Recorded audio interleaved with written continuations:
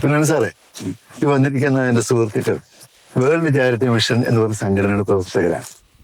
അവർക്ക് ടൈസനെ കുറിച്ച് അറിയാനും ടൈസ് എന്ത് എന്ന് പറഞ്ഞറിയുന്നതിനപ്പുറമായിട്ട് കണ്ടറിയാനും കൊണ്ടറിയാനും ടൈസിലേക്ക് വന്നിട്ടുണ്ട്.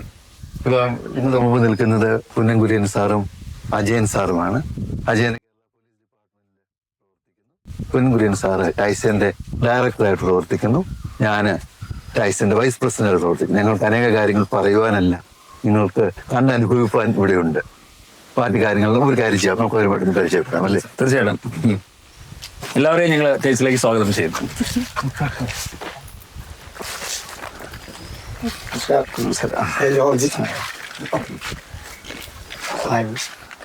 Hi sir, സജിനെ.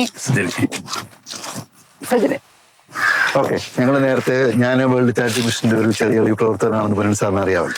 അതുമായി ബന്ധപ്പെട്ട് ഞങ്ങളിങ്ങനെ നമ്മുടെ ഗ്രാമങ്ങളിലും നമ്മുടെ പ്രദേശങ്ങളിലുള്ള പാരിസ്ഥിതികവും അല്ലാത്തതുമായ കാര്യങ്ങളെ ഒന്ന് അപഗ്രഥിക്കാനും അത് സമൂഹത്തിലേക്കൊന്ന് അറിയിക്കാനും ആഗ്രഹിക്കുന്ന ഒരു പ്രവർത്തനത്തിന്റെ ഭാഗമാണ്. ചാരിറ്റി എന്ന് വിളിക്കുന്നത് സഹായം നൽകുന്നത് മാത്രമല്ല എന്ന് വിശ്വസിക്കുന്ന ഒരു സംഘടനയാണ് നിങ്ങൾ പ്രവർത്തിച്ചുകൊണ്ടിരിക്കുന്നത്. അതിന്റെ ഭാഗമായിട്ടാണ് സജിനിയും ജോർജ് കുര്യൻ സാർ നിങ്ങളുമായിട്ട് സംസാരിക്കാൻ ആഗ്രഹിക്കുന്നത്. സോ ഓക്കെ സാർ, പറഞ്ഞതുപോലെ തന്നെ ഞങ്ങൾ ടൈസ് എന്താണെന്ന് അറിയാൻ തന്നെ വന്നതാണ്. എന്താണ് ഈ ടൈസ്? ടൈസ് ഒരു സന്നദ്ധ സംഘടനയാണ്, ചാരിറ്റി തന്നെയാണ് ഞങ്ങളുടെ മോട്ടോ. ഇപ്പം ഞങ്ങൾ പ്രധാനമായും ചെയ്യുന്നത് 2004 ഞങ്ങൾ രജിസ്റ്റർ ചെയ്ത് tropical institute of ecological sciences എന്ന പേരിൽ അതിൻ്റെ ചുരുക്കരൂപമാണ് ടൈസ്. അങ്ങനെ ഒരു സ്ഥാപനം ആരംഭിക്കാനിടയായത്. അത് സത്യം പറഞ്ഞ ചാരിറ്റി എന്ന് പറയാൻ കാരണം ഇത് ഞങ്ങളാരും ഇതിൻ്റെ അകത്ത് ഒരു വരുമാനവും വാങ്ങുന്നില്ല. രജിസ്റ്റർ ചെയ്തിരിക്കുന്നത് 1955 ട്രാവൻകൂർ കൊച്ചിൻ ചാരിറ്റബിൾ ആക്ട് അനുസരിച്ചുള്ള സൊസൈറ്റി ആയിട്ടാണ്. പക്ഷെ നമ്മളൊരു പ്രൊഫഷണൽ ഓർഗനൈസേഷനാണ്. സാധാരണ സൊസൈറ്റികളൊക്കെ ക്ലബ്ബുകൾക്ക് പോലെ ചുരുങ്ങുമ്പോൾ ഞങ്ങളതിനെ പ്രൊഫഷണലൈസ് ചെയ്തിട്ട് നമുക്ക് റിസർച്ച് ചെയ്യണമെന്നായിരുന്നു ആഗ്രഹം. അപ്പോൾ ഞങ്ങളെല്ലാവരും വർഷങ്ങളായിട്ട് സാറും ഒക്കെ ആയിട്ട് കോളേജ് അധ്യാപകർ എന്ന നിലയിലും സുവോളജിക്കൽ സൊസൈറ്റി ഓഫ് കേരള എന്ന് പറയുന്ന ഒരു സംഘടനയുടെ ഭാഗം എന്ന നിലയിലൊക്കെ ഞങ്ങളിൽ വളരെ അടുപ്പം ഉണ്ടായിരുന്നു. എന്നെ പഠിപ്പിച്ച അധ്യാപകനായിരുന്നു എബ്രഹാം സാമുവൽ സാറ്. അപ്പം സാറും നെൽസൺ സാറും ഒക്കെ ഒരുമിച്ചായിരുന്നു കാര്യമായിട്ട് ഗവേഷണം ചെയ്തതൊക്കെ. അപ്പം ഞങ്ങളെല്ലാവരും കൂടെ ഈ കൂട്ടായ്മ അങ്ങ് സുവോളജിക്കൽ സൊസൈറ്റി വെച്ച് ശക്തമാണ്.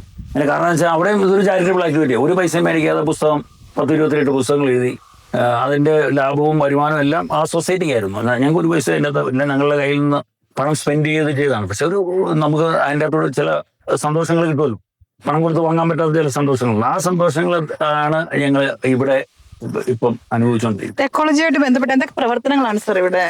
ഇതൊരു ഒറ്റ വാക്ക് പറഞ്ഞാല് എക്കോ സ്പിരിച്വാലിറ്റി എന്താണ് നിങ്ങൾ അനുഭവിച്ചുകൊണ്ടിരിക്കുക. എക്കോളജിക്കൽ സ്പിരിച്വാലിറ്റി, പാരിസ്ഥിതികയുടെ ഒരു ആത്മീയതയുണ്ട്. അത് ഞങ്ങൾ ഈ പ്രസ്ഥാനത്തിലൂടെ നന്നായി അനുഭവിച്ചുകൊണ്ടിരിക്കും. ഓക്കെ സാർ, വിശദീകരിക്കാം.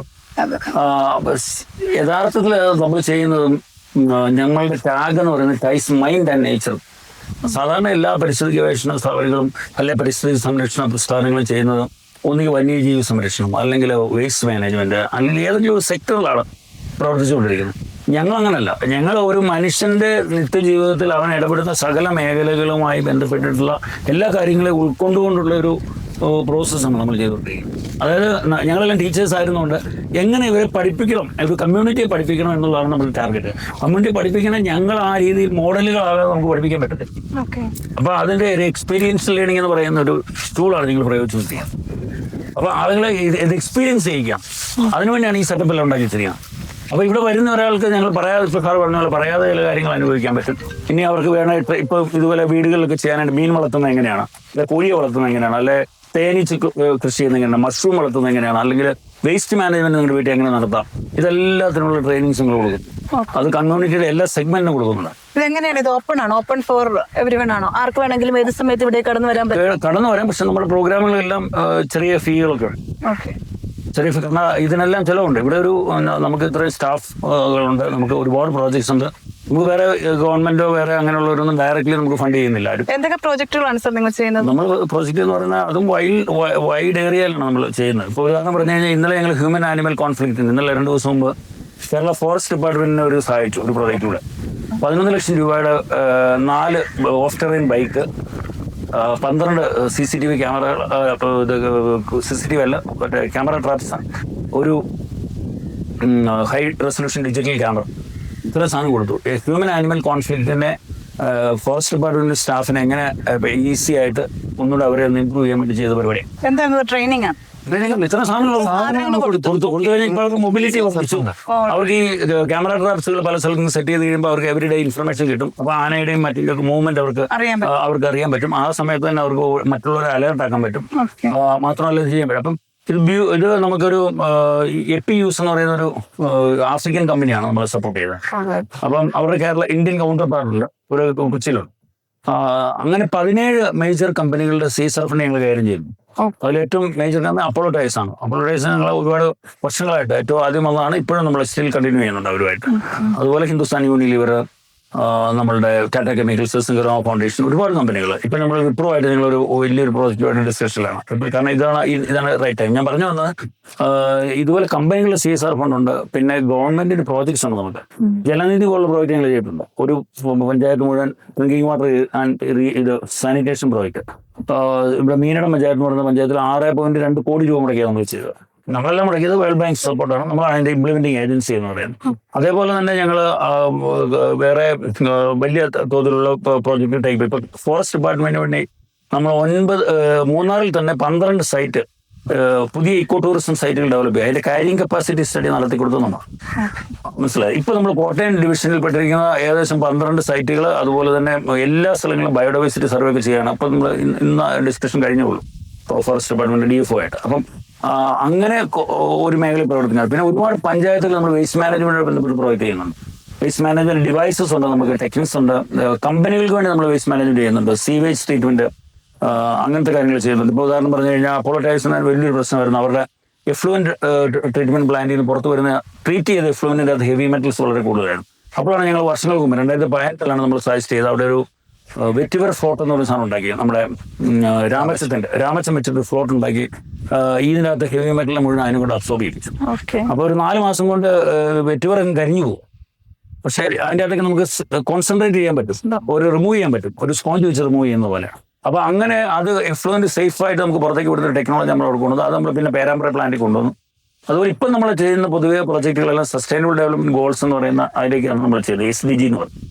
അതുകൂടാതെ ഞങ്ങൾ കമ്പനികൾക്ക് ഇത്തരം കാര്യങ്ങൾ അച്ചീവ് ചെയ്യാൻ എങ്ങനെ പറ്റുമെന്നുള്ളതാണ് നമ്മുടെ പ്രധാനപ്പെട്ട ശ്രമം. അവർക്ക് ESG എന്ന് പറയുന്ന ഒരു സംഭവമുണ്ട്, എൻവയൺമെന്റ് സോഷ്യൽ ഗവേണൻസ് എന്ന് പറയുന്നത്. ഈ 2 കാര്യങ്ങൾ കേന്ദ്രീകരിച്ചിട്ടുള്ള പ്രോജക്ട്സ് ആണ് ഇപ്പോൾ നമ്മൾ കൂടുതൽ ചെയ്യുന്നത്. പിന്നെ നമ്മുടെ ഒരു വലിയ പ്രോജക്റ്റ് എന്ന് പറയുന്നത് ഗ്രീൻ ഓഡിറ്റ് എന്ന് പറയും. നമ്മൾ കോളേജുകളിലും യൂണിവേഴ്സിറ്റികളിലൊക്കെ അവർക്ക് NAC അക്രഡിറ്റേഷൻ്റെ ഭാഗമായിട്ടൊരു സർട്ടിഫിക്കേഷൻ ഗ്രീൻ ഓഡിറ്റ് എന്ന് പറയും. അത് സാധാരണഗതിയിൽ എനർജി, വാട്ടർ, വേസ്റ്റ് മാനേജ്മെന്റ് ഇത് 3 കൂടെ നിൽക്കുമല്ലായിരുന്നു. നമ്മൾ പക്ഷേ energy, water, waste management, biodiversity as well as occupation health and safety, പിന്നെ കാർബൺ ഫുട് പ്രിന്റ്, ഇങ്ങനെ 6 കമ്പോണന്റ് ISO സ്റ്റാൻഡേർഡ്സ് നമ്മൾ ചെയ്യാം. ISO certified organisation. അപ്പോൾ ISO സർട്ടിഫൈഡ് ഓർഗനൈസേഷൻ എന്നതിൽ നമ്മൾ ISO സ്റ്റാൻഡേർഡ്സ് ആണ് ചെയ്യുന്നത്. അത് ഇന്ത്യയിൽ തന്നെ നമ്മൾ മാത്രമേ ഉള്ളൂ അത്രയും കോംപ്രിഹെൻസീവ് ആയിട്ട് ചെയ്യുന്നുള്ളൂ. നമ്മൾ ഒരുപാട് മേജർ കോളേജസിലും നമ്മളാണ് ചെയ്യുന്നത്. കണ്ണൂർ യൂണിവേഴ്സിറ്റി ഇപ്പോൾ ചെയ്തുകൊണ്ടിരിക്കുന്നത്. മരിയൻ കോളേജ് കുട്ടിക്കാനെ ഒരു 2 ദിവസം മുമ്പാണ് ഞങ്ങൾ സർട്ടിഫൈ ചെയ്തത്. Saint Teresa's college Ernakulam, Nirmala college Muvattupuzha, അങ്ങനെ ലീഡിങ് കോളേജസ് എല്ലാം ഞങ്ങളാണ് ചെയ്യുന്നത്. ഇവിടെ ഇതൊരു റിസർച്ച് ഇൻസ്റ്റിറ്റ്യൂഷൻ അല്ല, എപ്പോഴും കുട്ടികൾ ഇവിടെ റിസർച്ച് ചെയ്യുന്നത്. കുട്ടികളല്ല, കൂടുതലും നമുക്ക് റിസർച്ച് പ്രോജക്ട്സ് ആണ്. അപ്പോൾ സ്റ്റാഫാണ് അതിൻ്റെ ചെയ്യുന്നത്. നമുക്കൊരു ലാബുണ്ട്. ലാബ് നമ്മുടെ കേരള സ്റ്റേറ്റ് പൊല്യൂഷൻ കൺട്രോൾ ബോർഡാണ്. Water quality, soil quality, food quality ഒക്കെ അനലൈസ് ചെയ്യാം. ഇപ്പം നമ്മളത് NABL അക്രഡിറ്റേഷൻ്റെ ലാസ്റ്റ് ലാബിലാണ്. NABL അക്രഡിറ്റേഷൻ ആണ് അൾട്ടിമേറ്റ് അക്രഡിറ്റേഷൻ ഇൻ ഇന്ത്യ ഒരു ലാബിന് വേണ്ട. അപ്പോൾ അത് നമ്മൾ ലാസ്റ്റ് ലാബിലാണ്. അതിൻ്റെ ഇൻസ്പെക്ഷനെല്ലാം കഴിഞ്ഞു, അതിൻ്റെ പ്രോസസ്സിലേക്ക് പോയിക്കൊണ്ടിരിക്കുകയാണ്. അതുകൂടാതെ ഞങ്ങൾ കഴിഞ്ഞ വർഷം മൂന്നാറിൽ IUCN ഫണ്ടിനായിട്ട് പ്രോജക്റ്റ് ചെയ്തു. International union for conservation of nature natural resources അവരുടെ ഫണ്ടോടുകൂടി ഞങ്ങൾ സെലക്ടഡ് സ്പീഷീസ് ഓഫ് ഫിഷസും അതുപോലെ തന്നെ damsel flies, dragon flies, odonata അവരെ ഏറ്റവും നെഗ്ലക്റ്റഡ് ഗ്രൂപ്പാണ്. അതിനെ പ്രൊട്ടക്ട് ചെയ്യുന്നതിന് വേണ്ടി ഞങ്ങളൊരു പ്രോജക്റ്റ് സക്സസ്ഫുൾ ആയിട്ട് കംപ്ലീറ്റ് ചെയ്തു. അതുകൊണ്ട് തന്നെ പിന്നെ നമുക്ക് അടുത്ത പ്രോജക്റ്റിനുള്ള പ്രപ്പോസൽ നിൽക്കുക അല്ലേ. അത് മാത്രമല്ല, ഞങ്ങൾ അത് കഴിഞ്ഞ മുമ്പത്തെ വർഷമായിരുന്നു. കഴിഞ്ഞ വർഷം ഞങ്ങൾ കൊർണൽ യൂണിവേഴ്സിറ്റിയിൽ ചേർന്നിട്ട് ബയോ അക്യൂസ്റ്റിക് സ്കൂൾ എന്ന് പറഞ്ഞൊരു പുതിയ, അത് ഭയങ്കര ഇന്നോവേറ്റീവ് ആയിട്ടുള്ള പ്രോജക്റ്റാണ്. തവളകളുടെ സൗണ്ട് വെച്ച് അവരെ തിരിച്ചറിയാൻ പറ്റുന്ന ടൂൾ ഡെവലപ്പ് ചെയ്തു. അത് ഓൾറെഡി കൊർണൽ യൂണിവേഴ്സിറ്റി USA ആണ് ലോകത്ത് ആദ്യമായിട്ട് ബേർഡ്സിന് സൗണ്ട് വെച്ച് അതിനെ തിരിച്ചറിയുന്ന ടൂൾ ഡെവലപ്പ് ചെയ്തിരുന്നു. അതിന് വിളിക്കുന്ന പേര് മെർലിൻ ആപ്പ് എന്നാണ്. eBird എന്ന് പറയുന്ന പ്ലാറ്റ്ഫോം ഉപയോഗിച്ച്. അപ്പം അതിന്റെ ഒരു ഏകദേശം ഒരു കോപ്പിയാണ്. കൊർണൽ യൂണിവേഴ്സിറ്റി തന്നെയാണ് നമ്മുടെ കൊളാബറേറ്റർ. അതുപോലെ ബയോമെട്രി എർത്ത് എന്ന് പറഞ്ഞ ജർമ്മൻ കമ്പനിയുണ്ട്. ഞങ്ങൾ 3 കൂടെയുള്ള കൊളാബറേറ്റീവ് പ്രോഗ്രാം ആയിരുന്നു. CWS എന്ന ഏജൻസിയെ ഫണ്ട് ചെയ്ത് അപ്പോൾ അത് മൂന്നാറിൽ ഞങ്ങൾ 5 ഇനം തവളകളുടെ സൗണ്ട് റെക്കോർഡ് ചെയ്ത് ഇപ്പോൾ നമ്മൾ ആ മൊബൈൽ ആപ്ലിക്കേഷൻ കൂടെ നടക്കാം. ഈ 5 ഇനം ഇട്ടിട്ട് ഏത് തവളയാണെങ്കിൽ അന്നേരം നമുക്ക് അതിനകത്ത് പടം വരും. മനസ്സിലായോ? പാമ്പുകളെ ഞാൻ അറിയാൻ പറ്റുമോ? പാമ്പുകളാണല്ലോ. കുഴപ്പമില്ലല്ലോ. പാമ്പുകളുടെ സർപ്പമുണ്ട്, പക്ഷെ പാമ്പുകളുടെ സൗണ്ട് ഇല്ലല്ലോ. സൗണ്ടും ഇല്ല, പാമ്പുകളുടെ മൂവ്മെന്റ് അങ്ങനെ ഈ പാമ്പുകൾ ഇങ്ങനെ ആൾക്കാരെ കടിക്കുമ്പോഴത്തേക്ക് ഏത് പാമ്പാന്ന് തിരിച്ചറിയാൻ പറ്റാത്തൊരവസ്ഥ ഉണ്ടല്ലോ, അതിനെന്തെങ്കിലും അതിനും വലിയ മാർഗമൊന്നുമില്ല. അറിയില്ല. കാരണം ഏത് പാമ്പാന്ന് അതിന് ഇവരൊക്കെ കാണിക്കാന്നുള്ളൂ. സർപ്പാപ്പാണ് നമുക്ക് അതിനകത്ത് ഏറ്റവും. സർപ്പാപ്പിൽ ഞങ്ങളുണ്ട്. സർപ്പാപ്പാണ് അതിന് വേണ്ടി കേരള ഫോറസ്റ്റ് ഡിപ്പാർട്ട്മെന്റിന് വേണ്ടി എല്ലാ ജില്ലകളിലും ഈ സർപ്പ ആപ്പുകൾ പോകുന്നവർക്ക് ഒരു കിറ്റുണ്ട് പാമ്പിനെ പിടിക്കാൻ. ബോഡി അത് ഞങ്ങളെ പ്രൊവൈഡ് ചെയ്യുന്നു. ഓക്കെ ഓക്കെ നമ്മളിപ്പോ 150 പേരിലധികം പേർക്ക് 3 ജില്ലകളായിട്ട് കൊടുത്തു കഴിച്ചു. കൊടുത്തിട്ടുണ്ടോ? 600 പേരുടെ നീഡുണ്ട്. ഇതിനുവേണ്ടി നമ്മളിങ്ങനെ സപ്പോർട്ട് നോക്കിയിരിക്കുക. നമ്മുടെ പരിസ്ഥിതി ഇപ്പം നേരിടുന്ന വെല്ലുവിളികൾ എന്തൊക്കെയാ സർ? ഇതായാലും ഇപ്പൊ നിങ്ങൾ പരിസ്ഥിതിയായിട്ട് അത്രയും അടുത്ത്, എക്കോളജിക്കലായിട്ട് അത്രയും അടുത്ത് നിൽക്കുന്ന ആളുകളാണല്ലോ. പരിസ്ഥിതി നേരിടുന്ന വെല്ലുവിളി എന്ന് പറഞ്ഞാൽ പരിസ്ഥിതി ആസറ്റ്സ് ഒരു വെല്ലുവിളി നേരിടുന്നില്ല എന്നുള്ളത് ഇൻഡിവിജ്വൽസ് ആണ്, നമ്മളാണ് നേരിടുന്നത് യഥാർത്ഥത്തിൽ. കാരണം നമ്മൾ എന്ത് ഡാമേജ് വരുത്തിയാലും പ്രകൃതിക്ക് ഒരു സൈക്കിളുണ്ട്. ആ സൈക്കിളിൽ അത് പ്രകൃതി റെക്ടിഫൈ. 2018 ഒരു ഫ്ലഡ് വന്നപ്പോഴത്തേക്ക് കുറെ കാര്യം റെക്ടിഫൈ ആയി. In the sense that corrections ഉണ്ടാവും. ഇതിനെ നമ്മൾ ഇക്കോളജിക്കൽ കറക്ഷൻ തന്നെയാണ് വിളിക്കുന്നത്. ഭൂമി കുലുക്കം ഉണ്ടാകുന്ന ഒരു കറക്ഷനാണ് എന്ന് പറഞ്ഞാൽ നിങ്ങൾക്കറിയാം, നിങ്ങളുടെ ഒരു തോളിൽ മാത്രം കുറേ വെയിറ്റ് ചെയ്താൽ കുറച്ച് വെയിറ്റ് കൂട്ടിക്കൊണ്ടിരുന്നാൽ കുറച്ച് നേരം ആകുമ്പോൾ നിങ്ങൾ കുടഞ്ഞു കളയാൻ ശ്രമിക്കും. അത് നാച്ചുറൽ അല്ലേ, അത് ഭൂമിയും ചെയ്യും. അപ്പം നമ്മളിവിടെ ഇരിക്കുന്ന കാടും എല്ലാം വെട്ടി നമ്മളിവിടെ ഇരുന്ന ലാൻഡെല്ലാം നമുക്ക് തോന്നിയ ദിവസം മോഡിഫൈ ചെയ്തുകൊണ്ടിരുന്നാൽ കുറേ നാൾ അങ്ങനെ നമ്മൾ പോകും. ഒരു പർട്ടിക്കുലർ സ്റ്റേജ് ചെല്ലുമ്പോഴത്തേക്ക് അത് ഉരുൾപൊട്ടലായിട്ടോ അല്ലെങ്കിൽ എർത്ത് ക്വേക്ക് ആയിട്ടോ ഒക്കെ റിഫ്ലക്ട് ചെയ്യും. അപ്പോൾ ഈ വയനാട് അതുകൊണ്ടാണ് നമ്മൾ പറയുന്നത് ഈ next mass extinction will be 100% ആന്ത്രോപ്പജനിക് എന്ന് പറയാറുണ്ട്. ആ, മനുഷ്യ നിർമ്മിതമായി മാസ് എക്സ്റ്റിങ്ഷൻ. പക്ഷെ ഇതിനു മുമ്പ് ഡൈനോസർ പോയതിന് നമ്മൾ ഉത്തരവാദികളല്ല. കാരണം നമ്മളാരും ഉണ്ടായിരുന്നില്ല. മനസ്സിലായില്ലേ? നമ്മളെക്കാൾ 60 മില്യൺ ദശലക്ഷം വർഷം മുമ്പ് ഉണ്ടായിരുന്നില്ല. അപ്പോൾ നമ്മളെ സംബന്ധിച്ചിടത്തോളം ഇപ്പൊ നമ്മൾ ചെയ്യുന്ന എല്ലാ ആക്ടിവിറ്റി ഈ പറയുന്ന ബേസിക് നാച്ചുറൽ പ്രിൻസിപ്പിൾസിനെ നമ്മൾ നിരാകരിച്ചുകൊണ്ടാണ്. അപ്പൊ അതിനൊരു കാരണം വെച്ചാൽ നമ്മുടെ മുമ്പുള്ള തലമുറയ്ക്ക് ഇത്തിരി കൂടി പ്രകൃതിയായിട്ട് ബന്ധമുണ്ടായിരുന്നു. അവർ അഗ്രേറിയൻ ആയിരുന്നു, പിന്നെ അഗ്രികൾച്ചറായി. നമ്മൾ വന്നപ്പോഴത്തേക്ക് നമ്മൾ ഇൻഡസ്ട്രിയിലൂടെ കടന്നു വന്ന് നമ്മൾ അർബനൈസ്ഡ് ആയി. ഇപ്പൊ അർബൻ ആയപ്പോൾ നമ്മളെ സംബന്ധിച്ച് നമ്മൾ കൺസ്യൂമറിസ്റ്റ്. നമ്മുടെ കിട്ടുന്നതൊക്കെ മേടിച്ച് തരുന്നുള്ളൂ. മനസ്സിലല്ലേ? അപ്പൊ അതുകൊണ്ട് നമുക്ക് പറ്റിയത് എന്താണെന്ന് വെച്ചാൽ ഈ പറയുന്ന എല്ലാ ബാഡ് ഹാബിറ്റ്സും ഉണ്ടായി. നമുക്ക് രോഗങ്ങളുണ്ടായി. മൾട്ടി സ്പെഷ്യാലിറ്റി ഹോസ്പിറ്റലുകൾ നമ്മൾ പെരുത്തു.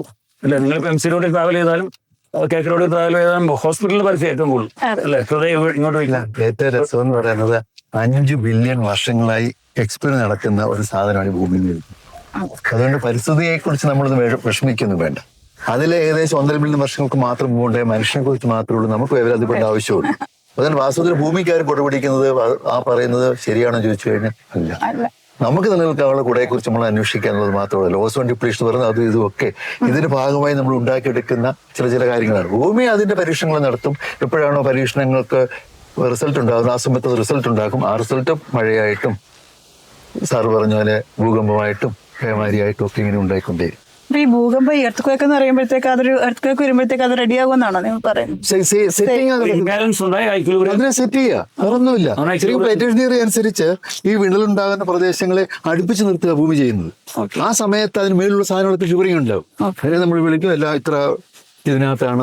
സ്ഥാപനത്തിന്റെ ആരംഭം മുതൽ ഞങ്ങൾ 3-4 പേര് കൂടി ആലോചിച്ചാണ് തുടങ്ങും. അതിലേറ്റവും പ്രധാനമായിട്ടുള്ളതാണ് സാറിന്. കാരണം സാറിന്റെ റിസർച്ച് തന്നെ ഹ്യൂമൻ ആനിമൽ കോൺഫ്ലിക്റ്റ് ആയിരുന്നു വയനാട്ടിൽ. അപ്പം അതൊക്കെ നമുക്ക് ഈ കാര്യങ്ങൾ പ്രയോജനപ്പെട്ടു. ഇപ്പോൾ ഞാൻ ആദ്യം നമ്മുടെ ഈ ഇൻസ്ട്രുമെന്റ് നിങ്ങൾ തുടങ്ങുമ്പോൾ ഒരു ബിഗ് ഷോപ്പറിൽ ഇത് ആരംഭിച്ചത്. അത് മാത്രം ഉണ്ടായിരുന്നു സ്വത്തായിട്ട് 1000 രൂപ ബിഗ് ഷോപ്പർ.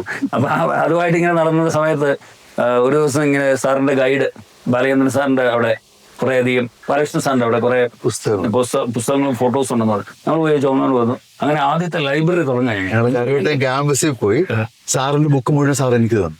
ഇപ്പൊ ഞങ്ങളുടെ മഹാത്മാഗാന്ധി യൂണിവേഴ്സിറ്റിയുടെ മുഴുവൻ തിസിസ് ഞങ്ങൾ, കാരണം യൂണിവേഴ്സിറ്റി എഗ്രിമെന്റ് വെച്ചു, അവർക്ക് കളയാൻ സ്ഥലമില്ലായിരുന്നു.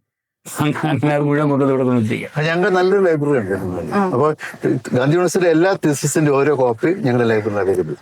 സാർ ഇങ്ങോട്ട് വന്ന വഴി പറഞ്ഞായിരുന്നു സാറിന്റെ ഒരു സ്വപ്ന സാക്ഷാത്കാരമാണ് ഈ പ്രോജക്ട്. തീർച്ചയായിട്ടും അതിനെക്കുറിച്ച് ഒന്ന് വിവരിക്കാം. അന്നേരം ഞാൻ ചോദിച്ചാൽ പറഞ്ഞു ഒന്നും പറയില്ല, കണ്ടറിഞ്ഞാൽ മതി, അനുഭവിച്ചറിഞ്ഞാൽ മതി എന്നാണ് അദ്ദേഹം പറഞ്ഞത്. ഞങ്ങളുടെ ഡ്രീം എന്ന് വിളിക്കുന്നത് ഞാൻ നേരത്തെ ഒന്ന് സൂചിപ്പിച്ച പോലെ ഈ ജീവിച്ചിരിക്കുന്ന സമയത്ത് നമ്മൾ ചെയ്യുന്ന പ്രവർത്തനങ്ങൾ അടുത്ത തലമുറയ്ക്ക് എങ്ങനെ ഇമ്പാക്ട് ചെയ്യും, അത് റിസൾട്ട് അല്ല, എങ്ങനെ ഇമ്പാക്ട് ചെയ്യും, ഇതാണ് ഞങ്ങളുടെ ചിന്ത.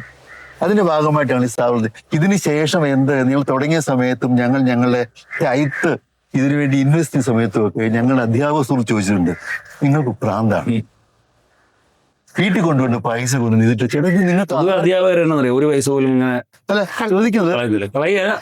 വെറുതെ കൊടുക്കത്തില്ല. ഇതാർക്കാണ് ചോദ്യം ഇതായിരുന്നു. എടാ ഇത് നിങ്ങൾ കഴിഞ്ഞപ്പോൾ നിങ്ങളുടെ മക്കൾക്കാണോ? ഇപ്പൊ ഞങ്ങൾ അങ്ങനെ മക്കൾക്ക് എന്നൊരു വിചാരമേ ഇതിനെ സംബന്ധിച്ച് ഞങ്ങൾക്കില്ല. ഞങ്ങൾ വിചാരിക്കുന്നത് പ്രകൃതിയെ സ്നേഹിക്കുന്ന ഒരു തലമുറയുണ്ടെങ്കിൽ അവർക്കുള്ളതാണ് ഞങ്ങളുടെ ഈ മൂലധനം. അങ്ങനെ വിചാരിച്ചുകൊണ്ടാണ് സ്വപ്നങ്ങൾ സാക്ഷാത്കരിക്കപ്പെടുന്നത് ഞാൻ പറഞ്ഞതിന്റെ കാരണം. ഇന്ന് ശരത്തും അജയന്റെ മക്കളും ഈ നിൽക്കുന്ന മക്കളൊക്കെ ഞങ്ങളെക്കാളൊക്കെ പുനൻ സാർ പഠിപ്പിച്ച അജയൻ അപ്പൊ ഞങ്ങളുടെ സെക്കൻഡ് ജനറേഷനാണ്. അജയന്റെ മോനും മോളും ഒക്കെ ഞങ്ങളുടെ എല്ലാ നേരത്തെ പറഞ്ഞ യൂണിയൻ നാച്ചുറൽ ക്യാമ്പുകളിൽ വന്ന് പരിസ്ഥിതിയും പ്രകൃതിയെ സ്നേഹിക്കാൻ നന്നായി മനസ്സുകൊണ്ട് അറിഞ്ഞ് പ്രവൃത്തിയോടെ വരുത്തുന്നവരാണ്. അപ്പൊ ഒരു തലമുറ ഞങ്ങൾക്കുണ്ട്. മൂന്നാമത്തെ തലമുറയിലേക്ക് ഞങ്ങൾ ഈ പ്രസ്ഥാനത്തിൽ എത്തിച്ചു കഴിഞ്ഞിരിക്കുന്നു. അതുകൊണ്ട് വി ആർ ഹാപ്പി. ഞങ്ങൾക്കൊന്നും നഷ്ടപ്പെടാനില്ല, ഒന്നും അവസാനിപ്പിക്കാനുമില്ല. എന്നും പുതിയ പുതിയ ആരംഭങ്ങളാണ് ഞങ്ങൾ ടൈസിലൂടെ കാണിച്ചുകൊണ്ട് നടന്നുകൊണ്ടിരിക്കുന്നത്. അതിന്റെ ഭാഗമാണ് ഇപ്പോൾ നിങ്ങൾ കാണുന്ന ടൈസ് FPO. ഇതൊരു പുതിയ കമ്പനിയാണ്, ഫാമർ പ്രൊഡ്യൂസർ കമ്പനിയാണ്.